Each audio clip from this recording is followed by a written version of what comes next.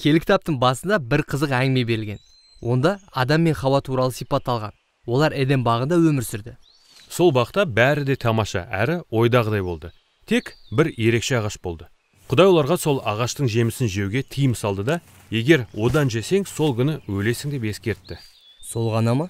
Сонда бұл ағашқа жоламаса, бәрі жақсы болатын бе еді? Иә, бұл өте оңай болып көрінеді. Бірақ сол бақта жылан да болды. Ол басқа бір әңгіме айта бастады.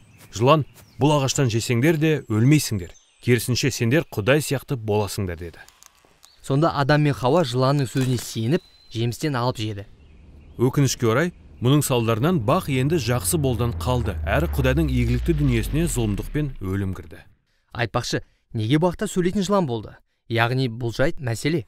Иә, ол таңғаларлық жайт. Ал одан да таңғаларлығы мынау. Жыланның сол жерге неге және қалай келгені туралы Келі кітапта айтылмаған. Онда жылан Құдайға қарсы шыққан мақлұқ ретінде сипатталған. Ол адамдарға Құдайдың игілігі жайлы күмән сеуіп, оларды өлімге апаратын жолға түсіргісі келеді. Демек, бұл жылан не болса да, ол тіпті бүгінгі күнге дейін осы дүниеге және өмірімізге еніп алған зұлымдықтың бастауы. Бірақ біраз үміт бар. Өйткені дәл осы оқиғада Құдай Адам мен Хауаға шынымен ғажап бір уәде берді. Болашақта біреу келеді. Ол Хауаның ұрпағы болады.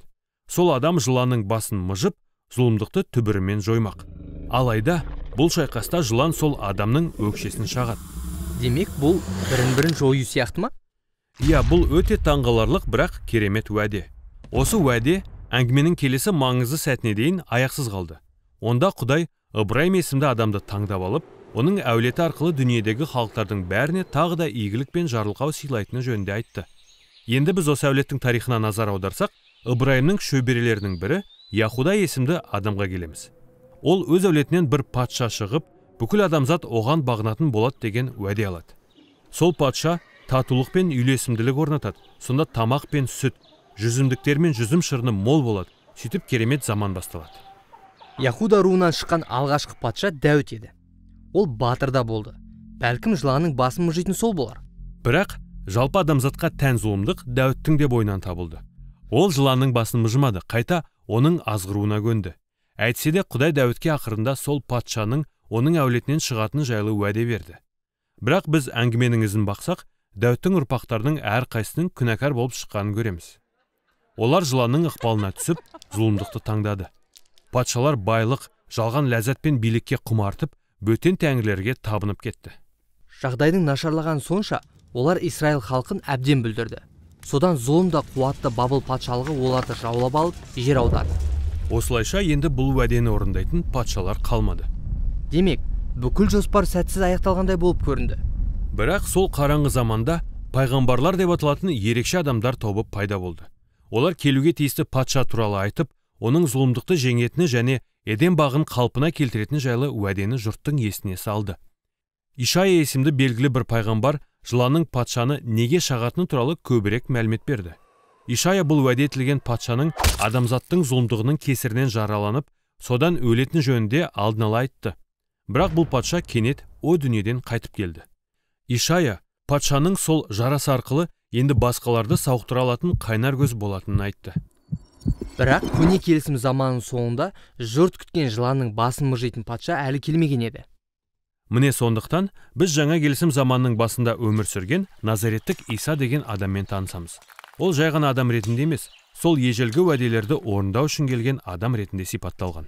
Иә, Інжілден оның Ыбырайым, Яхуда және Дәуіттің әулетінен шыққаны жөнінде оқып білеміз. Иса Израиль елін аралап, осында игілікті Құдай патшалығының жақында орнайтыны жайлы жариялады. Ол сондай-ақ зұлымдықтың адамдардың өміріндегі салдарын алып тастай бастады. Оларды сауықтырып, күнәлары мен зұлымдығын кешірді. Көп адам енді Исаның сол уәде етілген құтқарушы патша екеніне сенім артты. Бірақ Иса ең жақын шәкірттеріне өзінің патша болып, адамзат жасаған зұлымдықтың бүкіл салдарын өзіне қабылдау арқылы татулық орнататын жөнінде айта бастады. Яғни, оны жылан шағып өлтіреді. Дәл солай.